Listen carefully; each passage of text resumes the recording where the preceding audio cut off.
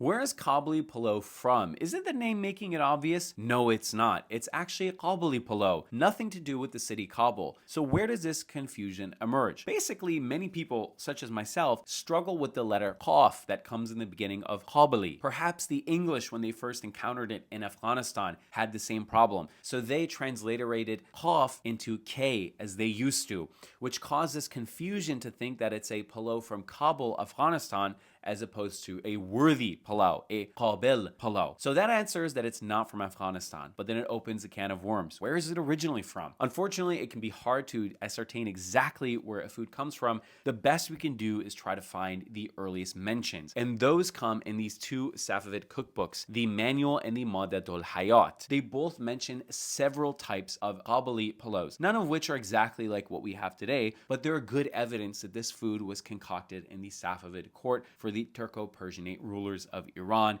in the 16th and 17th centuries. So then how does it get to Afghanistan? Well, we always had cultural transmission between Persia and Khorasan, but the answer may lie in the Hotaki invasion and ruling of Iran. So after the Safavids went, for some decades, we were ruled by Afghans, and maybe there was some transmission there, and the food ends up going to Afghanistan, survives there, and then dies in Iran. Why did it die in Iran, and why is it now known as an exclusively Afghan food? The answer may lie in changing cooking traditions. The Qajars came, replacing the Safavid legacy, and with them came modernization and European influence. Europeans had stoves with several burners, so the Qajars were free to change what was then a single pot cooking tradition into a several pot tradition where the rice, khoresh, and anything else has its own burner, its own flame. That's why Iranian rice is a little bit more dry and crispy, whereas the rices cooked in Kabuli Pulaw or North Indian foods tend to be more aromatic, have more masala,